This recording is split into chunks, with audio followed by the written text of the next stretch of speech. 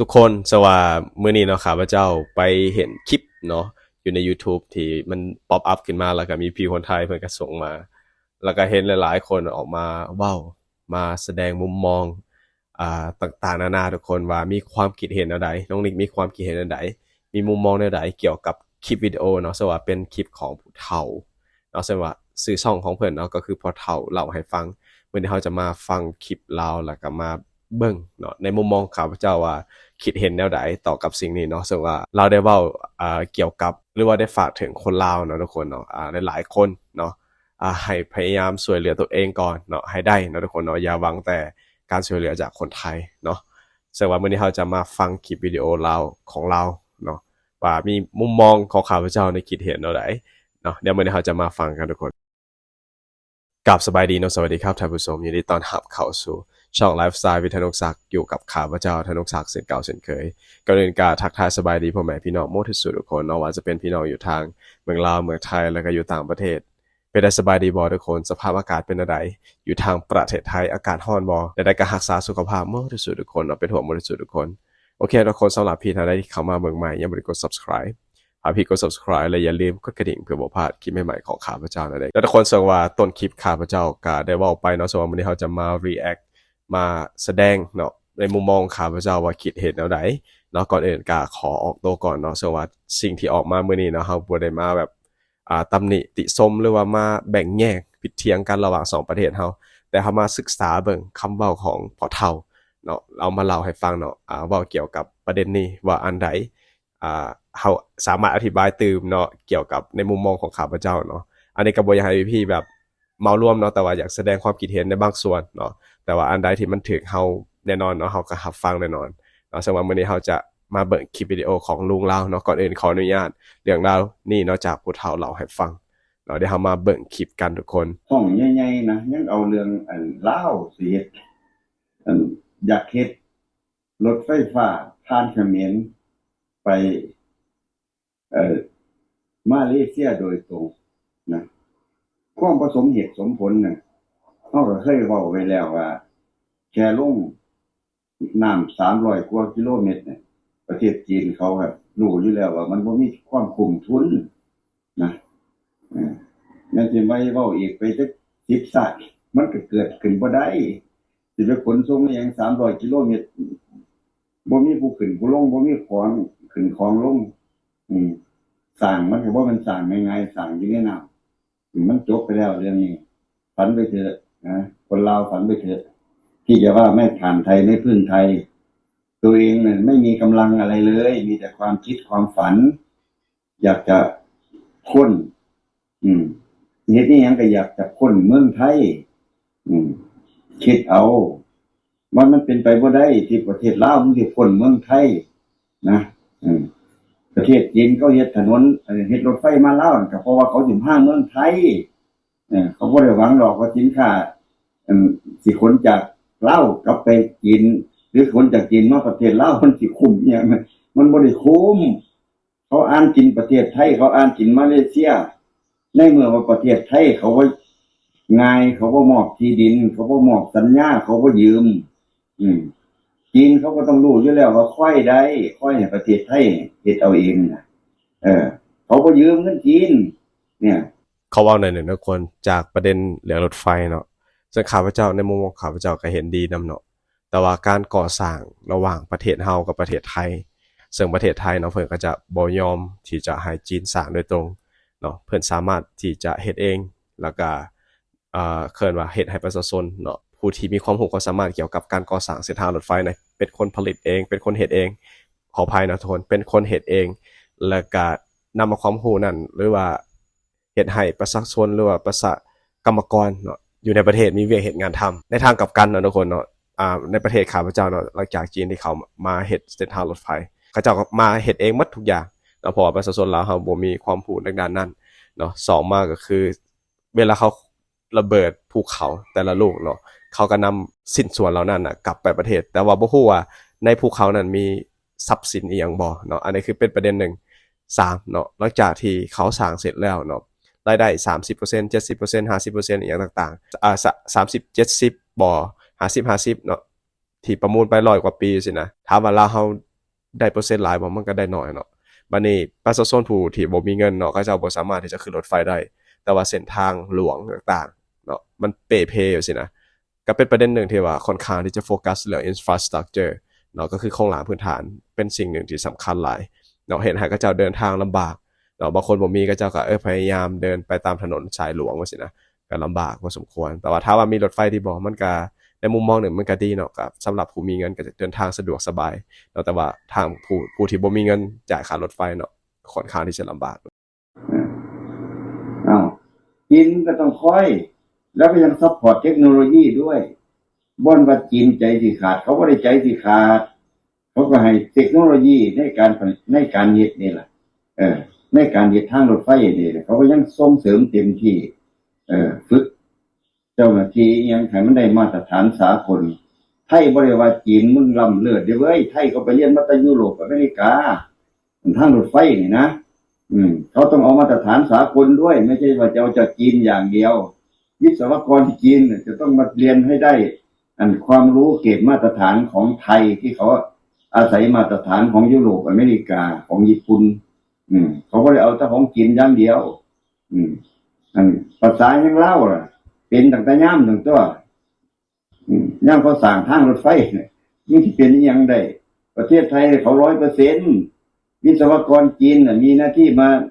ให้ความสะดวกตรวจสอบดูแลเท่านั้นเองนะนั่นคือเรื่องรถไฟยังไงแม่น50 ปีประเทศไทยสร้างมาแล้วมันก็ต้องค่อยนะประเทศลาวมึงยังเฮายังหอนบ่มีผลบ่มีประโยชน์อีหยังนะนั่นคือเรื่องรถไฟเอาจะน้อยเพิ่นว่าคนไทยขอเงินเป็นไดล่ะบอกกันได้โดนปานใดได้หลักฐานน่ะมาห่มจับมันเลยเอาให้หนักมันไม่มีหลักฐานโพสต์ขึ้นมาเพื่ออยากได้ยอดวิวแล้วมันก็จบไปกันว่าคนไทยทำผิดหยังน่ะซ้ำเติมทันทีบ่เบิ่งตามาตาเรืออันนั้นคือใจไทยใจลาวคันเห็นน้ำท่วมประเทศไทยแน่น่ะดีใจตายมันตายพากันขอขัดหน่อยหนึ่งเนาะสำหรับตัวข้าพเจ้าในมุมมองที่เป็นคนลาวเนาะข้าพเจ้าก็เห็นหลายคนเนาะอาจจะบ่คิดว่าจะไปซ้ำเติมนะในมุมมองนะก็รู้สึกคล้ายๆมนุษย์คือกันหลายคน human being เนาะ human มนุษย์ร่วมโลกคือกันเลยทุกคนเนาะอาจจะมีในโลกโซเชียลมีเดียข้าพเจ้าอาจจะเห็นผ่านๆเคยเห็นผ่านๆเนาะแต่ว่าส่วนหลายเนาะเวลาไปเบิ่งโปรไฟล์เนาะก็เห็นแต่พวกที่แบบว่าบางคนที่เขาบ่ได้เรียนนะทุกคนเนาะเขาบ่เรียนสูงนะขออภัยที่ว่าใช้คำว่าเขาบ่เรียนสูงเขาที่บ่จบมัธยมบ่หรือว่าอยู่ในชนบทที่เขาบ่ได้รับการศึกษาพอเขาได้เรียนประวัติศาสตร์อีหยังตั้งแต่ประถมจังซี่นะอาจารย์อาจจะเคยสอนอันนี้ก็คือความจริงเนาะอาจจะได้แบบอาจจะใส่คำเว้าที่ค่อนข้างจะบ่ได้คิดหรือว่าไตร่ตรองค่ะกับในความหมายหนึ่งก็คือใช้คำเว้าโง่ๆนะทุกคนบางทีคอมเมนต์ไปแบบบ่ว่าแต่ในโลกโซเชียลมีเดียเนาะบ่ว่าแต่ประเทศไทยเนาะประเทศอื่นคือกันเนาะครับพระเจ้าก็อาจจะเจอบางคอมเมนต์แต่ว่าบางทีมันก็บ่ make sense นะทุกคนบางคนนะบ่ make sense ว่าเป็นหยังคือไปคอมเมนต์ในรูปแบบซี่เนาะทั้งที่ว่าบางทีมันอาจจะเป็นการเอนเตอร์เทนบ่หรือว่าอาจจะเป็นเรื่องคือละครสั้นหรือว่าอีหยังต่างๆแต่บางคนน่ะเสพข่าวแล้วก็บ่ได้เบิ่งว่าอันนั้นมันเป็นของแท้ของปลอมเนาะเพราะว่ามันเรื่องโซเชียลมีเดียในปัจจุบันมันค่อนข้างที่จะอันตรายเนาะแต่ว่าคนที่เสพน่ะก็ต้องเบิ่งว่าเฮาควรคอมเมนต์ในรูปแบบใดเนาะบางทีคอมเมนต์ไปแบบคือแบบซี่เลยทุกคนอาจจะเห็นแบบว่าน้ำท่วมแล้วดีใจจังซี่เนาะในมุมมองข้าพเจ้าที่เป็นคนลาวแท้ๆเนาะหลายคนที่รู้จักก็จะบอกมีการที่แบบว่าประเทศอื่นถึงน้ำท่วมแล้วสิดีใจเนาะเฮาก็รู้สึกว่าเฮาเห็นใจหลายก่อนเนาะเพราะว่ามันกระทบเนาะคือตอนนั้นน้ำท่วมเชียงใหม่โอ้โหเบิ่งข่าวไปแล้วรู้สึกแบบเศร้าแฮงทุกคนคือแบบเศร้าแล้วก็น้ำตาซึมนำเนาะกับเหตุการณ์ที่ว่ามีผู้แบบลี้ภัยแบบนำมาแฮงจังซี่นะเนาะก็เห็นใจทุกคนห่อส่องซ้อล่อแล่สมน้ำหน้าเขาเรื่องเขาเอิ้นให้ลาวซอยเนี่ยบ่ล่ะองค์กรของเขาน่ะเขามาซอยกันเองมื้อ2มื้อเขาก็แก้ปัญหาของเขาก็จบเห็นบ่ความสามารถเขาน่ะถึงว่าเที่ยวสมน้ำหน้าเขาได้ท่านได้เว้าท่านได้สุดความไปเขาแก้ปัญหาเขาได้บ่เกิดขึ้นจากบ้านเจ้าของนะอันน้ำท่วมบ้านเจ้าของแล้วตั้งคำถาม